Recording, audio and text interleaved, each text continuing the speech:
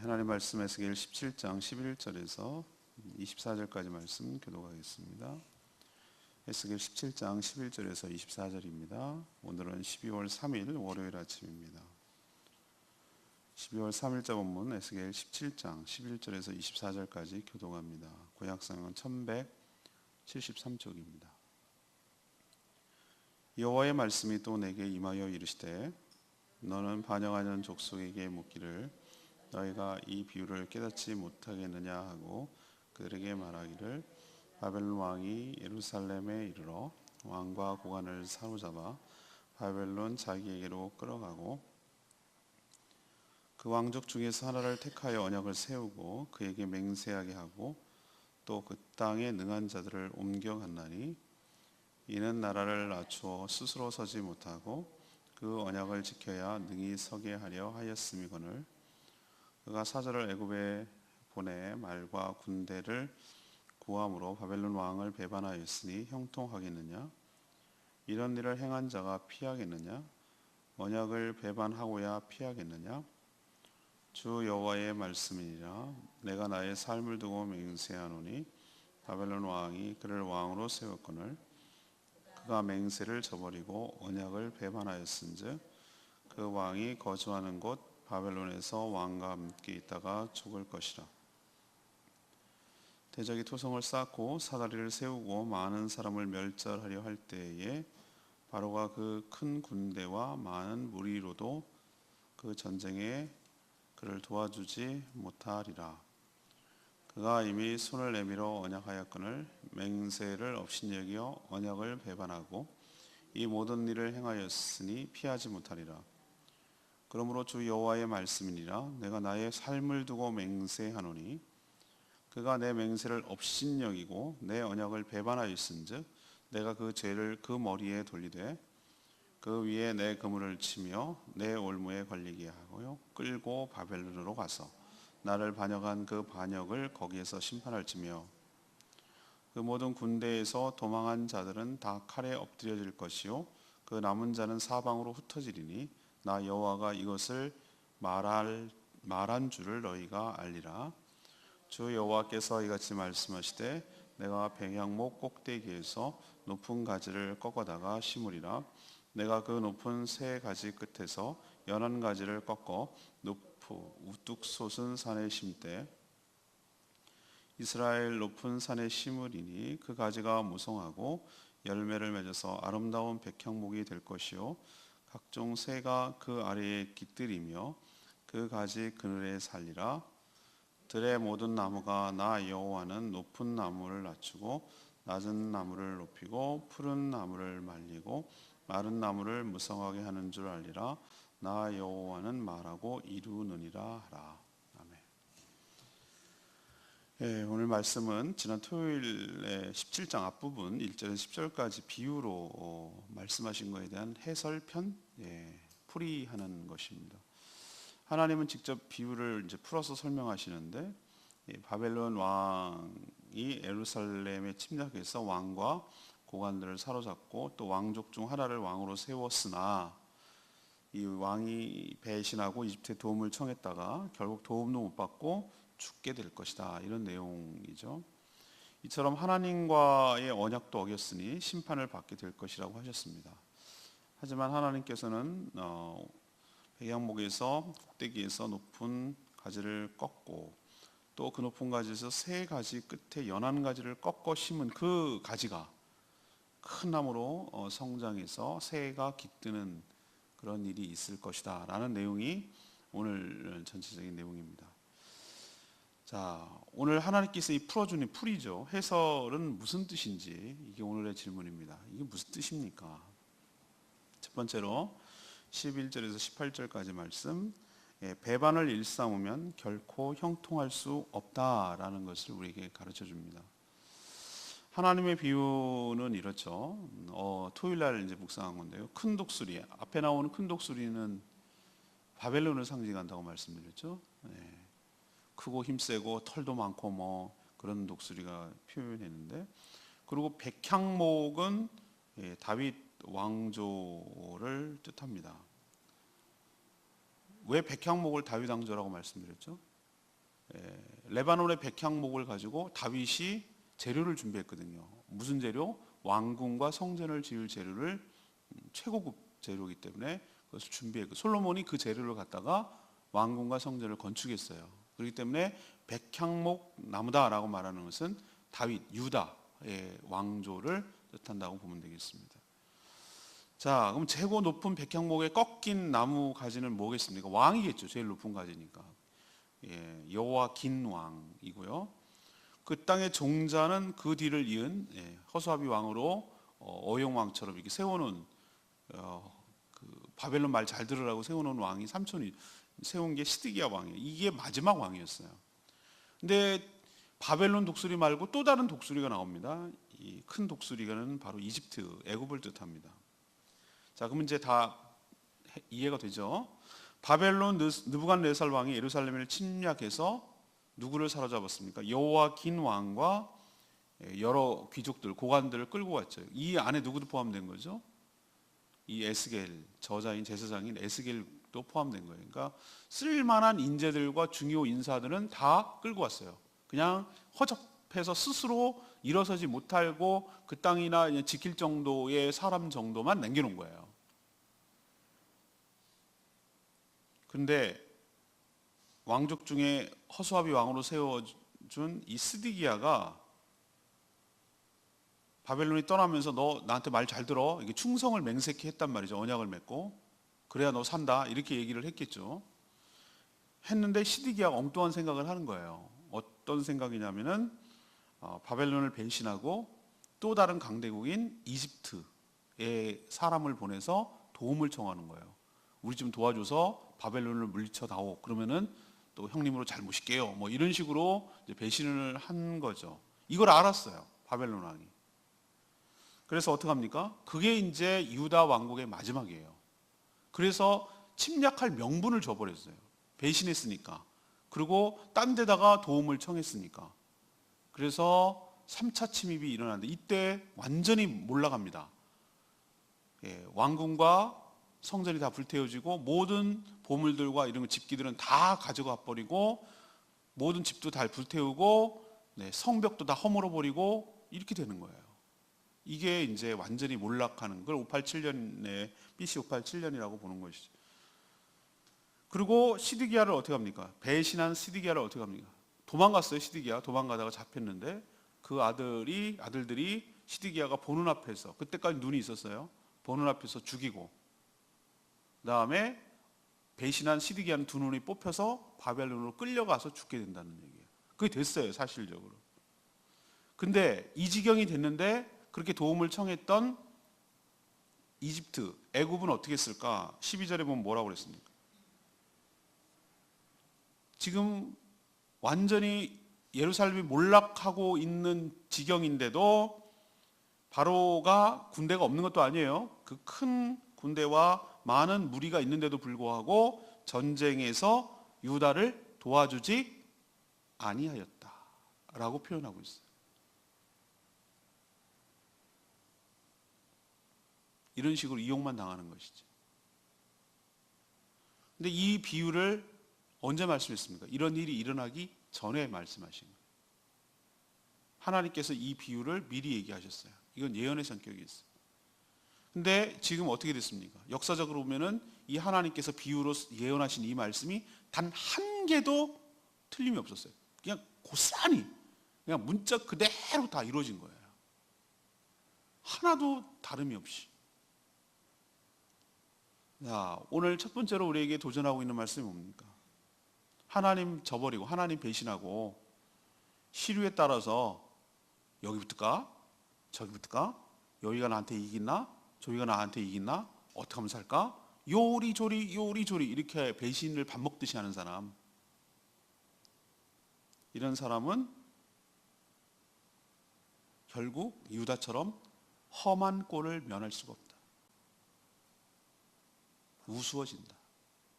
도움을 청해도 애굽한테 도움도 못 받고 바벨론은 화만 나가지고 그냥 그대로 가만히 있었으면은 어떻게 보면 하나님께서 살려줄 것인데 배신했다는 소식을 듣고 화를 돋궈가지고 침략해서 완전히 그때 망하는 거예요. 우리도 이해관계에 따라서 얼마나 이렇게 촐싹 움직여 의리와 끈기가 없이 그런 게 없이 하는 사람들이 얼마나 많은지 몰라요. 이해 조금이라도 더 주면은 이렇게, 조금이라도 더 주면 이렇게, 조금이라도 더 주면 이렇게, 이런 식으로 막 이렇게 팔랑팔랑 하는 사람이 잘 살 것 같으냐? 아니요. 그렇지 않다는 거예요. 이게 다 좀 이따도 얘기하겠지만 하나님을 의지하지 않기 때문에 뭔가를 내가 의지하고 도움을 청하려다 보니까 이 꼴 당하는 것이죠. 자, 기억하십시다. 배반을 일삼으면 잘 될 것 같으냐가 아니라 형통치 못하고 험한 꼴 당하고 수치와 조롱거리가 된다라는 것이 오늘 첫 번째 이야기예요. 두 번째 얘기는 19절에서 21절까지 말씀, 언약을 어긴 백성을 반드시 심판을 받는다는 것을 우리에게 보여줘요. 하나님이 비유로 말씀하시고 그 뜻도 지금 풀이해 주셨죠. 근데 왜 이런 말씀을 하시는 걸까요? 우선은 이들이 얼마나 언약을 어기고 쉽게 배반하는 족속인지, 배반을 밥 먹듯이 쉽게 하는지를 깨우치려는 거예요. 너네들이 하나님도 배반하고, 이거는 너네들이 보면은 이쪽 나라 의지했다가 저쪽 나라 배신하고 이쪽 나라 의지했다가 이렇게 하는 것이 신앙적으로도 똑같단 말이에요. 신앙적으로도 하나님만 의지하고 이렇게 해야 되는데 하나님을 배신하더니만 아수르가 섬기는 신이 더 세 보인다 이거. 그럼 거기도 섬기고, 바벨론이 섬기는 신이 더 세 보인다 이거. 이쪽도 섬기고, 아니 나 모압이 더 세 보인다, 암몬이 세 보인다, 이런 식으로 막 섬기는 배신을 밥 먹듯이 하는 거예요. 우리도 종교를 쇼핑하는 사람이 있어요. 쇼핑하는 사람. 신앙이 자기 이해관계에 따라서, 그러니까 신앙이 없는 거죠. 아니, 신앙은 있죠. 자기가 신앙이죠. 자기가 자기한테 잘해주는 게 자기의 신이죠. 그게 교회든 성당이든 절이든 무당집이든 아무 상관없어요. 그 사람에게는 그냥 잘해주면은 자기한테 좋은 거예요. 하나님 그걸 지금 지적하고 있는 거예요. 하나님을 배신하고 딴 데 간 정도가 아니라 계속 이런 식으로 옮겨다니면서 배신 언약을 하는 자들, 너네들이 그런 존재라는 거죠. 또 하나는 하나님께서 왜 끌고 갈까 바벨론으로, 제가 말씀드렸죠. 포로로 끌려가서 더 이상 우상 숭배를 중단하고 자신들을 돌아보고 하나님이 훗날을 도모하기 위해서 이들을 보존하려는 뜻이 있었어요. 그래서 포로로 집단으로 끌려가게 했어요. 아수르는 북이스라엘을 다 흩어버렸어요. 조각조각 내가지고 흩어버려가지고 그 다음에 강제로 이주시키고 결혼시키고 그래서 종족을 말살시키는 정책을 썼는데, 바벨론은 집단으로 끌고 가서 집단촌을 이루고 비록 땅 파고 준설 작업을 했긴 했지만 그것만 해도 하나님께서 이 종족을 뭐 하려는 의도죠? 보호하려는 의도가 있잖아요. 만약에 없애버릴 거였으면 뭐하러 남겨놓습니까? 뭐하러 끌고 갑니까? 다 죽여버리고 말지. 표면적으로는 시디기아가 바벨론을 배신한 것이지만 사실은 이거는 끝까지 하나님을 의지 않고 마지막까지 하나님께서 바벨론으로 포로로 끌려가는 거에 하나님의 뜻이라고 얘기를 했는데도 불구하고, 예레미야 선지자가 계속 그 얘기를 했거든요. 그런데도 불구하고 끝까지 자기 멋대로 산 거예요. 자기 멋대로. 하나님은 자신과 맺은 언약을 업신여기고 그 배신한 대가를 19절에 뭐라고까지 표현하냐면 이렇게 말씀하셔요. 내가 나의 삶을 두고 맹세하노니, 이런 표현을 해요. 하나님이 이렇게 단호하게 표현한 적이 없거든요. 그러니까 하나님 자기의 삶을 걸고 얘기하겠다는, 이 얘기는 누구도 막을 수 없다는 거예요. 근데 반드시 이렇게 하겠다. 이 맹세를 업신여기고, 나랑 맺은 맹세, 언약이죠, 언약. 업신여겼다 그래서 업신여겼다. 그 맹세를 업신여겼다는 건 자신을 업신여긴 거랑 똑같은 거예요. 내 언약을 배반하였은즉 내가 그 죄를 그 머리에 돌리다. 그 죄값을 치르게 하겠다는 거예요. 그 죄값을 어떻게 치르는가? 겉으로는 자신과 맺은 언약을 업신여기고 배신한 대가를 어떻게 치르는가? 바벨론 침략. 겉으로는 바벨론 침략으로 황폐해야 되겠지만 사실은 이건 도구에 불과하고 표면적인 이유고, 하나님은 그것을 바벨론 침략을 사용해서 심판하는 것이죠. 이스라엘 백성들의 그 배신함을 심판하는 것이, 업신여김을 심판하는 거죠. 우리 청개구리 얘기 많이 아시죠? 청개구리가 엄마 죽을 때 이렇게 하고 저렇게 하고 반대하고, 꼭 청개구리 아시죠? 이렇게 하면 저렇게 하고 저렇게 하면 이렇게 하고, 이렇게 살아가는 자들은 오늘 여기 있는 말씀처럼 하나님의 심판을 면하기가 어렵겠구나. 그 죄값을 치르는구나. 그냥 넘어가지는 않는구나 라는 것을 우리에게 뼈저리게 느끼게 하는 줄로 압니다. 마지막 세 번째는 22절에서 24절까지 말씀. 그럼에도 불구하고 그리스도를 통해서 회복시킨다는 거예요. 하나님의 해결책은 항상 예수 그리스도를 향해 있는 거 여러분 아세요? 큰 독수리에 의해서 꺾여 심은 백양목까지는 어떻게 했습니까? 실패했죠. 포도나무로 뻗었다가 실패했죠. 그죠? 근데 하나님이 직접 어떻게 했습니까? 백양목은 백양목인데 22절 보세요. 백양목 꼭대기에서 높은 가지를 꺾어다가 심으리라. 내가 그 높은 세 가지 끝에서 그랬어요. 세 가지. 연한 가지를 꺾어 높고 우뚝 솟은 산에 심을 거라고 그랬어요. 이게 정말 묘하지 않습니까? 이새의 가지에서 라고 표현. 이새가 누굽니까? 다윗의 아버지잖아요. 이새의 가지에서 새 왕이 나온다고 그러는 거예요. 저는 이 에스겔에서 지난번에 제가 설교 말씀드렸죠.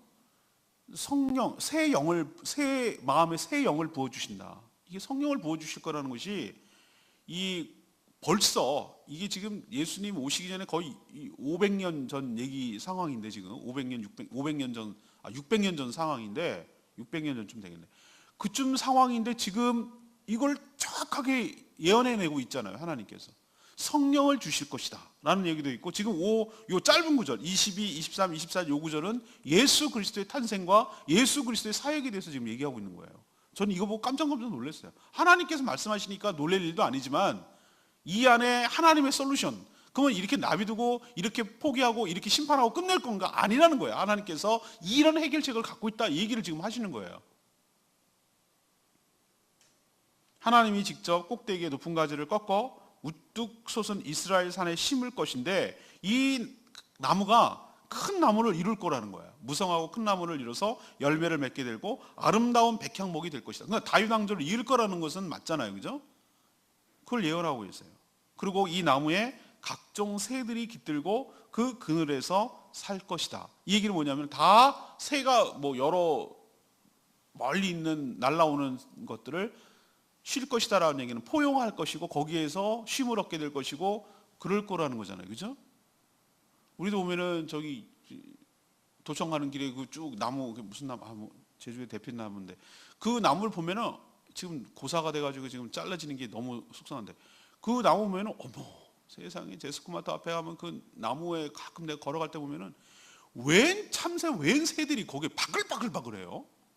얼마나 많이 막 새소리 취할 정도예요. 너무 시끄러울 정도로 바글바글 막 소리가 막 나요. 참 나무가 큰 역할을 하는구나. 베지도 않아. 어디 나뭇잎이 숨어가지고. 사시사철 푸르니 숨기도 좋아요. 누가 공격해 올 수도 있고. 그게 보면은 나무는 새들의 안식처이고 보호처이고, 그죠? 지네끼리 맨날 모여서 거기 카페야, 카페. 참새 카페. 지네들이 거기서 모여서 수다 떨고 정보 교환하고 위로를 받고 막 그러는 장소 같아. 내 느낌에. 제가 그냥 생각하는 거예요. 그렇다는 게 아니고 제잘 막 그러는 소리가 들리니까. 이건 뭘 의미하는가? 이 예수라는 나무를 통해서 모든 사람들이 뭐 하는 거예요? 그 혜택을 보게 될 거라는 것을 상징적으로 보여주는 것이에요. 자, 그럼 이제 다 나왔죠, 답이? 들에 모든 나무가 있지만 높은 나무는 낮추고 낮은 나무는 높이고 푸른 나무는 말리고 마른 나무는 무성하게 하리라. 누가? 하나님이 이런 주권자임을 선포하는 거죠. 백향목은 뭐고 이스라엘 높은 산은 무엇인가? 바로 저는 예루살렘 갈보리 언덕, 가장 높은 언덕, 그 십자가, 나무 십자가에 달린 예수 그리스도가 연한 나무에 나온 가지인 줄로 압니다. 이 가지, 예수 그리스도를 통해서 이 예수님이 직접 심은 나무는 다른 나무와 달리 실패하지 않고 모든 사람들을 품고 쉬게 하는 안식처가 될 줄로 믿습니다. 다윗의 후손으로 오실 그리스도는 인간 왕과는 다른 왕이라 순종함으로써 이 모든 것을 이기게 만드는 거죠. 백양목의 다윗 왕들은 이렇게 하나님을 배신하고 불순종하고 자기 멋대로 해서 일을 그르쳤지만 새로 심은 이 나무를 통해서 바로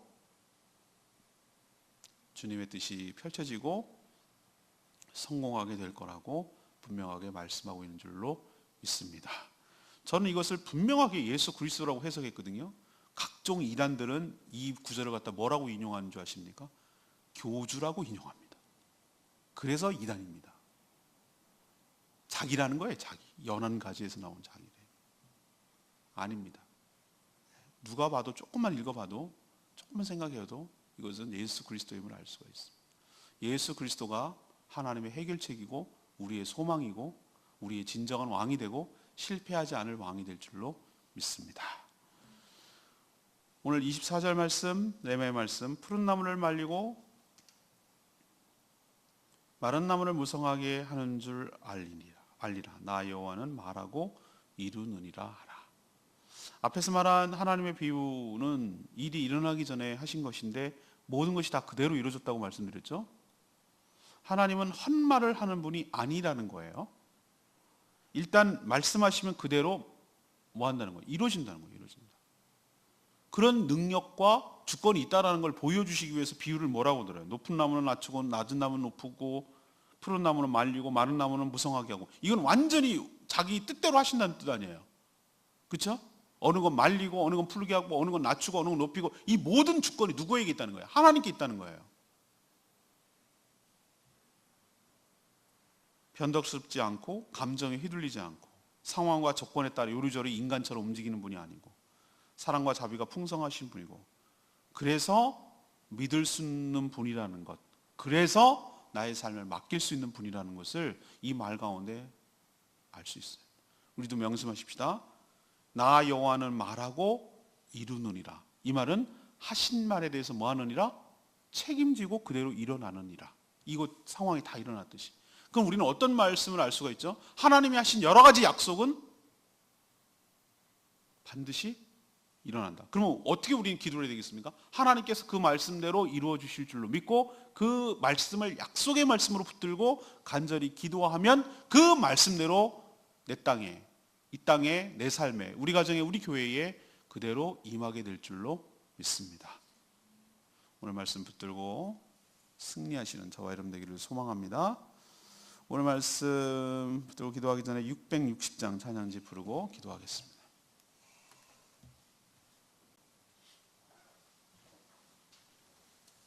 찬양집 660장, 주님의 시간에 그의 뜻이 이루어지기를 기다려.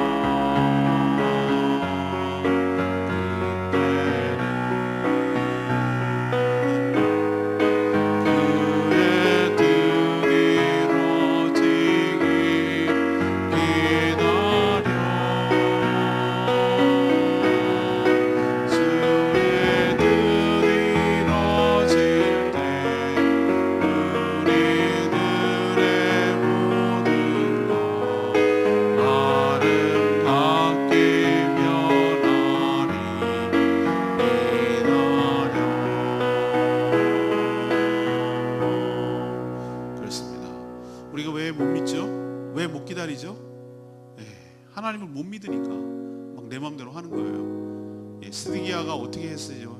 하나님을 못 믿으니까 이리로 붙었다 저리로 붙었다, 배신 애들 밥 먹듯이 하고 이렇게 하는 거거든요. 하나님이 나의 반석과 나의 힘과 나의 능력 되시는 줄로 믿습니다. 피할 바위가 되시는 거예요. 하나님은 변덕이 죽을 듯 하는 분이 아니에요. 하나님께 피하는 자는 살게 될 것이지만 하나님을 믿지 못하니까 사람을 의지하게 될 수밖에 없고 그 끝은 이렇게 비참하게 끝나는 것이에요. 하나님, 주님의 뜻을 믿습니다. 주님의 신실하심을 믿습니다. 그렇기 때문에 주님의 뜻이 이루어지기를 기다리겠습니다. 주여, 저희 삶에 주님께서 선한 길로 인도하여 주시옵소서. 다 같이 주여 외치며 기도하겠습니다. 주여 아버지, 주님의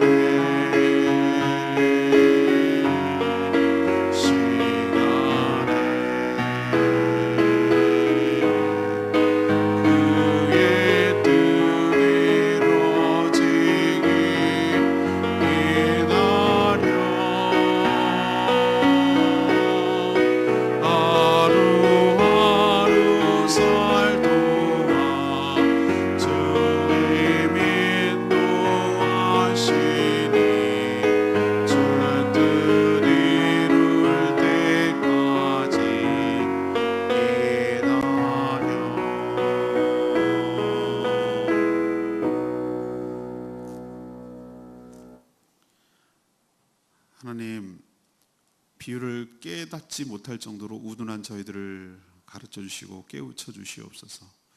인간적인 방법으로 형통하려는 저희들의 어리석음을 꾸짖어 주시옵소서. 이해관계에 따라 배신하는 저희들이 되지 않게 하여 주시옵소서. 언약을 쉽게 어긴 자는 반드시 그 대가를 치르게 됨을 깨닫게 하여 주시옵소서. 하지만 순처럼 연한 가지를 높은 산에 심을 때 나무로 성장해 새가 깃들듯 갈보리 언덕 십자가의 예수 그리스도 때문에 많은 사람들이 찾아와 안식을 얻게 될 줄로 믿습니다. 한번 말씀하시면 그대로 이루실 하나님을 신뢰합니다. 그리고 의지합니다. 맡기겠습니다. 저희의 삶을 주도적으로 이끌어 주시옵소서. 하나님, 오늘도 이 한 주간도 주님의 은혜 가운데 살기를 원하며 주님의 뜻대로 순종함으로 형통하기를 원합니다. 저희의 발걸음을 인도하여 주시옵시고 죽어가는 영혼을 구원하기 위한데 힘쓰는 저희들 되게 하여 주시옵소서. 오늘부터 진행될 말씀 집회에 축복하시고 모든 성도들이 저녁마다 나와 하나님이 예비하신 은혜를 누리며 새 힘을 얻고 영혼이 소생하는 역사가 일어나게 하여 주시옵소서. 정말 답답한 여러 가지 상황과 심령들이 말씀을 통해 해결을 얻고 해답을 얻고 갈 바를 알도록 축복하여 주시옵소서. 주님께 모든 것 맡기옵고 예수 그리스도의 이름으로 축복하며 기도합니다. 아멘. 이 한 주간도 주님의 은혜 가운데 살아가는 복된 한 주간 되기를 축복합니다. 중보 기도하실 때 오늘 저녁부터 8시에 있을 3일 동안 있을 말씀 집회를 위해서, 강사를 위해서, 모든 성도들을 위해서 꼭 중보 기도하기를 바랍니다. 오늘 CBS는 녹음할 겁니다. 그렇게 하시기 바랍니다. 기도하겠습니다.